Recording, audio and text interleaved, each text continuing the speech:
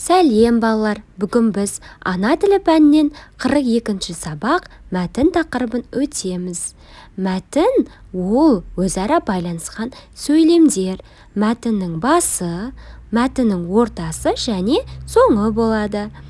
Балалар, бірінші жаттығуға қарайықшы. Мәтінді түсініп оқы делінген. Тақырыбы көктем. Көктем келді. Күн жылынып қалды. Біз жаққа жылы жақтан құстар қайта бастады. Олардың бәрі бір мезгілде ұшып келмейді. Ең алдымен ұзақ қарға, олардан кейін қара торғайлар жетеді. Қар еріп болған кезде боз торғайлар ұшып келеді. Өзендердің мұзы ерігенде басқа құстар да келе бастайды. Ал күн жылынғанда бұлбұл мен қарлығаш оралады. Авторы Мұхтар Әуезов. Балалар, мәтін неліктен көктем деп аталынады?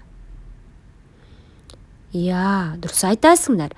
Себебі мәтін көктем мезгілі туралы айтылған екен, Екінші, құстар қай жақтан келеді? Дұрыс айтасыңдар. Құстар жылы жақтан келеді екен, балалар? Ең алдымен қандай құстар ұшып келеді? Дұрыс айтасыңдар. Балалар, ең алдымен ұзақ қарға, олардан кейін қара торғайлар жетелеп келеді екен, Қар еріп болғаннан кейін ары қарай боз торғайлар ұшып келеді. Жарайсыңдар, балалар. Олай болса, екінші жаттығуға қарайық. Екінші жаттығуда сөйлемдерді көшіріп жаз делінген. Олай болса, құс ұясын балапандарды қорға, ұядағы балапанды қолмен ұстауға болмайды деп сөйлемді көшіріп жазамыз, балалар. Көшіріп жазып болсақ, балалар, үшінші жаттығуға қарайық. Сурет бойынша тірек сөздерді қатыстырып әңгіме құра деді. Балалар, суретте нені көріп тұрмыз?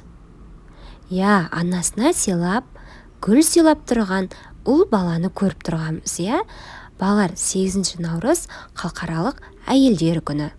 Тірек сөздер бізде ана, сыйлық, мереке, құттықтау және 8 наурыз. Осы сөздерді қатыстырып біз мәтін құрауымыз керек. Көктем мезгілінің ең шуақты, ең тамаша мейрамдарының бірі 8 наурыз халықаралық әйелдер күні. Мен бұл күні анама сыйлық сыйлаймын. 8 наурыз мерекесімен құттықтау тілек айтамын. Анам менің қуанып қалады. Мен анамды қатты жақсы көремін. Балалар, бүгінгі сабағымыз осымен аяқталды. Келесі сабақта кездескенше сау болыңдар.